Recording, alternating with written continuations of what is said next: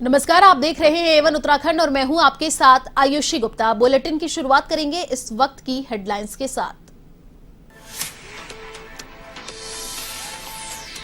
उत्तराखंड चुनाव को लेकर बीजेपी का दिल्ली में मंथन। कोर ग्रुप की बैठक में कई पदाधिकारी रहे मौजूद, तो 11 सीटों पर प्रत्याशियों का कभी भी हो सकता है ऐलान।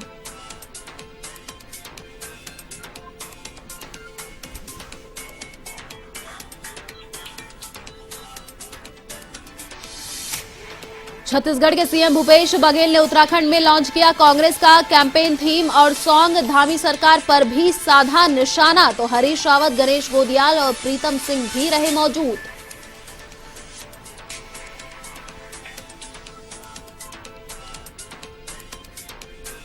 उत्तराखंड कोरोना की रफ्तार में कमी से राहत। 5 की मौत, 3727 नए संक्रमित, तो 24 घंटे में 1270 कोरोना ने को दी मात। आपको बता दें सभी शिक्षण संस्थान 31 जनवरी तक रहेंगे बंद।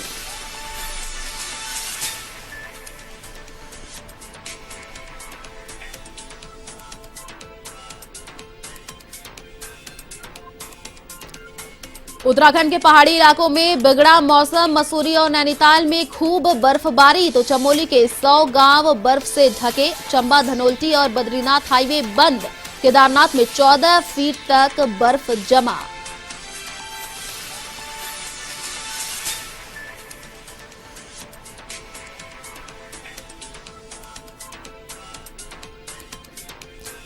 चुनाव को लेकर उत्तराखंड पुलिस सतर्क। लालकुआ पुलिस और एसओजी की बड़ी कार्रवाई। 82 ग्राम स्मैक के साथ तस्कर गिरफ्तार। अंतर्राष्ट्रीय बाजार में कीमत 8,50,000 रुपए।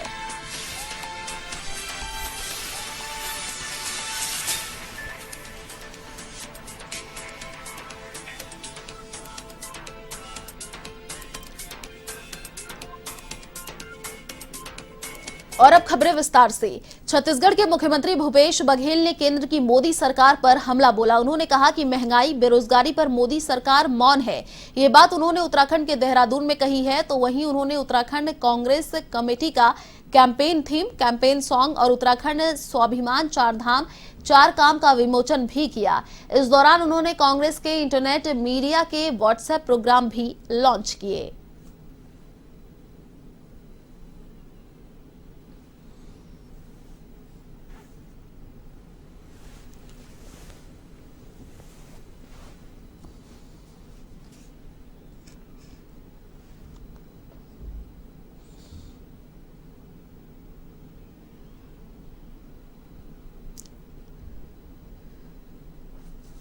आज पूरे देश में महंगाई, बेरोजगारी चरम पर है। भारत सरकार एनएसएसओ के डाटा तक जारी नहीं कर रही है कि देश में बेरोजगारी कितना है। और निजी जो सर्वे है उसमें मोदी जी की सरकार में सर्वाधिक बेरोजगारी इस देश में, महंगाई चरम पर है और लोगों के आय में भारी कमी आई है। इस दौर में आपने देखा कि किस प्रकार से गरीब और गरीब होते गए और अमीर हो गए। उत्तराखंड प्रमुखतः उपभोक्ता राज्य है और यहाँ के उपभोक्ता के ऊपर गैस की मार बहुत जबरदस्त पड़ रही है। मैं आप लोगों से चाहूंगा कि हमको ये सौभाग्य मिल रहा है कि हम देश के भविष्य के घोषणा पत्र के लिए संदेश दे रहे हैं कि गैस के दाम नहीं होंगे 500 के पार। तो वो सौभाग्य आप उत्तराखंड के साथ जुड़ा रहने दीजिए और मैं समझता हूं आप दोस्तों को भी पसंद आएगा। जो कांग्रेस की सरकार रहेगी, पार्टी का भी रिसोर्स जनरेशन पर फोकस रहेगा और हम अपने घोषणा पत्र में कैसे हम संसाधन बढ़ाएंगे उस पर एक चैप्टर दे रहे हैं।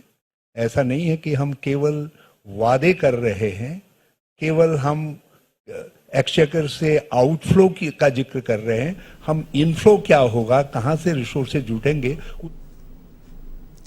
पूर्व सांसद और कांग्रेस नेता संजय निरुपम ने हरिद्वार पहुंचकर प्रेस कॉन्फ्रेंस की, जहां संजय निरुपम ने बीजेपी सरकार पर बेरोजगारी, महंगाई और अस्थिरता का आरोप लगाते हुए निशाना साधा। उन्होंने कहा कि हरीश रावत सरकार में बेरोजगारी की दर न्यूनतम स्तर पर थी, लेकिन बीजेपी सरकार में बेरोजगारी दर देश में सबसे ज्यादा उत्तराखंड राज्य में बढ़ी है। इसके साथ ही संजय निरुपम ने उत्तराखंड सरकार बनने का दावा किया है। तो वहीं हरिद्वार के स्थानीय मुद्दों को लेकर संजय निरुपम ने विधायक और बीजेपी प्रदेश अध्यक्ष मदन कौशिक पर गंभीर आरोप लगाए।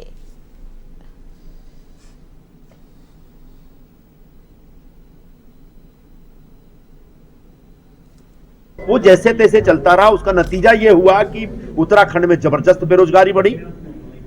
एक समय ऐसा था जो पूरे देश में 1 नंबर पे था उत्तराखंड, लगभग 23% के आसपास बेरोजगारी थी। दूसरा जो नतीजा ये निकला कि महंगाई के ऊपर जबरदस्त एक असर पड़ा है। उत्तराखंड में बीते 24 घंटे के भीतर कोरोना संक्रमण के नए मामलों में कुछ कमी आई है। राज्य में 3,727 लोग कोरोना संक्रमण की चपेट में आए हैं, जबकि 5 मरीजों की मौत हुई है। वहीं 1270 संक्रमित ठीक हुए हैं। सक्रिय मामले भी 31,000 के पार हो गए हैं और कुल संक्रमितों की संख्या 4 लाख के पार पहुंच गई है। स्वास्थ्य विभाग के मुताबिक 13 जिलों में 3,727 लोग कोरोना संक्रमित पाए गए। देहरादून जिले में 1264, हरिद्वार में 824, नैनीताल में 200, उधम सिंह नगर में 252, अल्मोड़ा में 25, चमोली में 159, टिहरी में 99, पौड़ी में 220, बागेश्वर में 101, पिथौरागढ़ में 157, रुद्रप्रयाग में 259, उत्तरकाशी में 78, चंपावत जिले में 87 संक्रमित मिले हैं।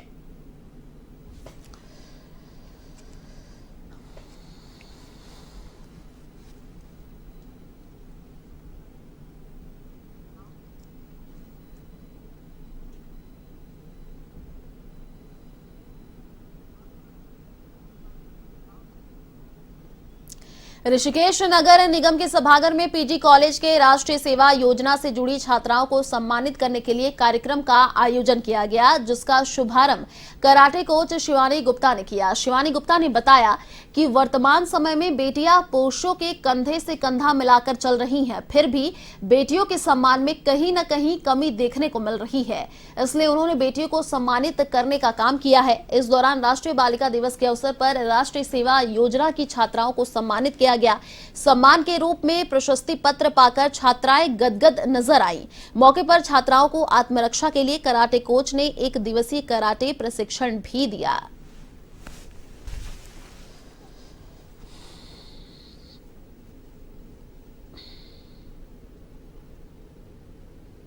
तो मैं आज बालिका दिवस के शुभ अवसर पर सभी बेटियों को, सभी बहनों को और बड़ी बहनों को, छोटी बहनें, सभी बहनों को मैं बालिका दिवस की बहुत बहुत शुभकामनाएं देती हूं। और साथ ही मैं बताना चाहूँगी कि आज हमारे द्वारा एक कार्यक्रम का आयोजन किया गया, जिसमें पीजी कॉलेज ऋषिकेश की राष्ट्रीय सेवा योजनाओं की छात्राओं को हमारे द्वारा प्रशस्ति पत्र देकर उन्हें सम्मानित किया गया। और साथ ही बहुत सी जानकारियाँ दी गई, बहुत से अधिकारों के बारे में उन्हें बताया गया, लॉ से संबंधित भी बहुत सी जानकारियाँ दी गई कि हम अपने अधिकारों के लिए किस प्रकार लड़ सकते हैं। बालिका दिवस के अवसर पर हमारी कोच सेंसर शिवानी गुप्ता द्वारा पीजी कॉलेज के छात्राओं को आत्मरक्षा के गुर सिखाए, सेल्फ डिफेंस सिखाया हमारी कोच ने, जो कि एशियन पदक विजेता है और काफ़ी सालों से 5 सालों से कम फ्री ऑफ कॉस्ट लड़कियों को आत्मरक्षा सिखा रही है कि खुद का बचाव कैसे करना है। अगर राह चलते कोई किसी का हाथ पकड़ ले या अनचाहे तरीके से किसी को छुए तो उससे कैसे खुद को प्रोटेक्ट कर सकते हैं, ये सब हरिद्वार के रोशनाबाद में ज्वालापुर भाजपा प्रत्याशी सुरेश राठौड़ ने राजनीतिक छवि खराब करने वालों के खिलाफ कार्रवाई की मांग की है। इसे लेकर उन्होंने एसएसपी डॉक्टर योगेंद्र सिंह रावत को एक लिखित शिकायत पत्र दिया। बताते चले कि ज्वालापुर विधायक ने एक झूठा मुकदमा चला था, जिसकी विवेचना में सभी आरोप झूठे पाए गए थे। उन्होंने पत्र के माध्यम से कहा है कि कुछ अराजक तत्व उन्हें बदनाम करने की कोशिश कर रहे हैं, उनकी राजनीतिक छवि को भी बिगाड़ा जा रहा है।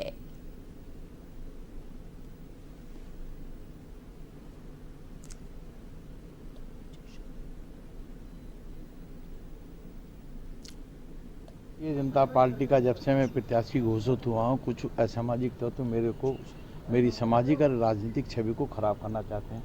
माननीय डीआईजी महोदय को मैंने अपना पत्र दिया है कि जो आरोप मेरे ऊपर लगाए गए थे उसको पुलिस ने एफआईआर लगा के भेज दिया था, उसके बावजूद वो मुझे बदनाम करने का षड्यंत्र था। उसके बावजूद भी महिला ने भी गुरुवार होते हुए रविदासाचार्य की हैसियत से मेरे से माफ़ी मांगी मीडिया के माध्यम से, और मेरा ये कहना है कि जो लोग इस तरह के लोग मेरे सामाजिक छवि को खराब कर रहे हैं, राजनीतिक छवि को खराब करना चाहते हैं, उनके विरुद्ध कार्रवाई की जानी चाहिए।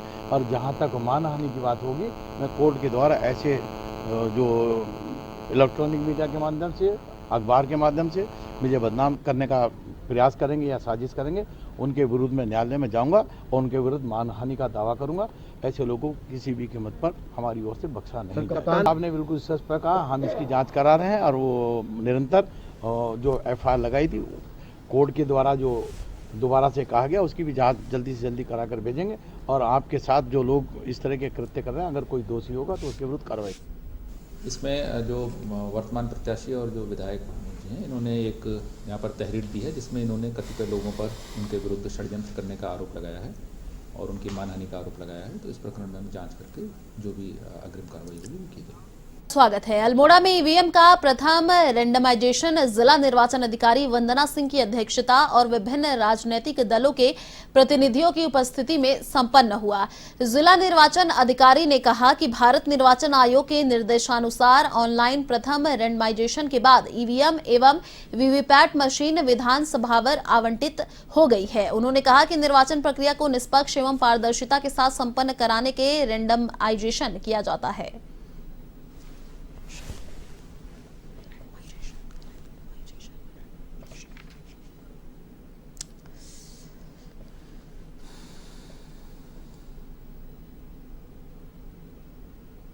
आज जो मतदान प्रक्रिया के अंतर्गत ईवीएम मशीनें और वीवीपैट मशीनें विधानसभावार जाएंगी, उनका प्रथम रैंडमाइजेशन राजनीतिक दलों की उपस्थिति में आज जिला कार्यालय में किया गया है।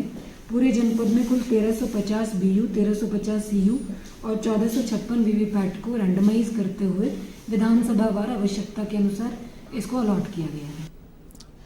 खबर रोशनाबाद से है, जहां नामांकन प्रक्रिया को लेकर जिला प्रशासन पूरी तरह से मुस्तैद है। एसीपी सिटी स्वतंत्र कुमार ने बताया कि नामांकन स्थल से पहले बनाए गए बैरियर पर पर्याप्त मात्रा में सुरक्षा बल तैनात है। उन्होंने कहा कि नामांकन करने के लिए आने वाले प्रत्याशी नियमों का पालन कर रहे हैं और एक प्रत्याशी के साथ 2 अन्य व्यक्तियों को जाने की इजाजत दी जा रही है।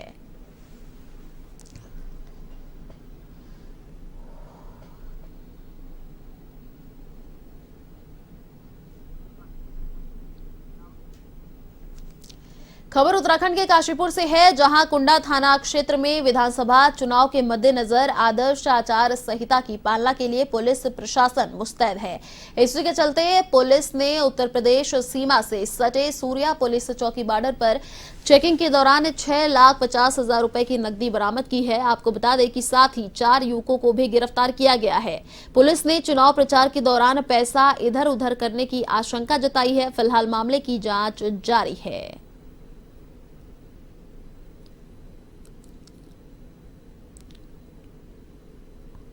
चलते अभी जो ये विधानसभा सामान्य निर्वाचन 2022 है, तो इसको लेकर बैरियर पर लगातार चेकिंग हो रही है और हमारी एफएसटी और एसएसटी की टीमें भी वहाँ पर हैं। तो इसी चेकिंग के दौरान आज 11 साढ़े 11 के बीच में जो कि सूर्या चौकी है थाना कुंडा क्षेत्र में, तो वहाँ पर एक अल्टो कार में 4 लोग थे और उनके पास 6,50,000 की नकदी 500 के नोट बरामद हुए हैं। तो उसमें एफएसटी ने जो है उचित कार्रवाई करके उनको सीज कर दिया है, क्योंकि वो नॉर्म्स के हिसाब से अधिक धनराशि थी। विधानसभा चुनाव के लिए आचार संहिता लगते ही पुलिस ने वोट के बदले नोट का खेल रोकने के लिए सख्ती शुरू कर दी है, जिसके चलते पुलिस चेकपोस्ट पर बाहर से आने वाले लोगों से पूछताछ कर रही है और गाड़ियों की चेकिंग कर रही है। तो वहीं कोई भी व्यक्ति चुनावी राज्यों में 50,000 से अधिक रुपए कैश ले जाता हुआ मिला तो उसे कैश को लेकर पूरी डिटेल मांगी जा रही है। इसके साथ ही आपको बता दें कि संदिग्धों पर भी पुलिस पैनी नजर बनाए रखी है।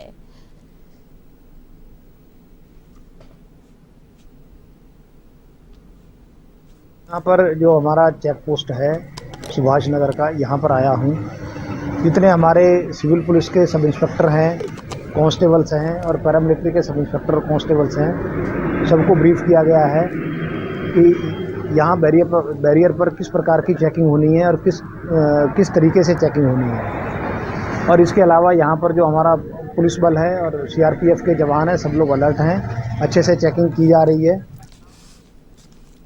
आचार संहिता में लालकुआ कोतवाली पुलिस पूरी तरीके से एक्टिव है और आपराधिक गतिविधियों पर पुलिस अपनी नजर बनाए हुए है। इसी क्रम में लालकुआ कोतवाली पुलिस और एसओजी की टीम ने संयुक्त रूप से कार्रवाई करते हुए एक तस्कर को 82 ग्राम स्मैक के साथ गिरफ्तार किया है। आपको बता दें कि मामले का खुलासा करते हुए पुलिस अधीक्षक हरबंस सिंह ने बताया कि एक युवक के पास से भारी मात्रा में स्मैक बरामद हुई है, जिसकी अंतर्राष्ट्रीय बाजार में कीमत 8,50,000 रुपए है।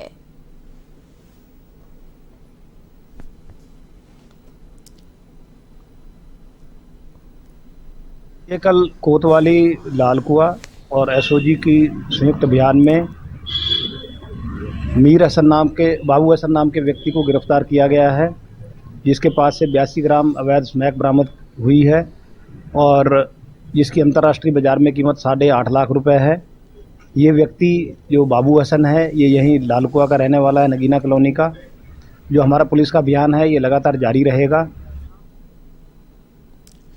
चमोली जिले के ऊंचाई वाले क्षेत्रों में मौसम का 7वां हिमपात देखने को मिला। आपको बता दें, जिसके तहत बद्रीनाथ औली हिमकुंड में बर्फबारी हुई, वहीं जिसके बाद पर्यटन से जुड़े कारोबारियों के चेहरे खिल उठे। जहां मौसम में कड़ाके की ठंड देखने को मिली, तो वहीं चमोली में बारिश और बर्फबारी भी देखने को मिल रही है।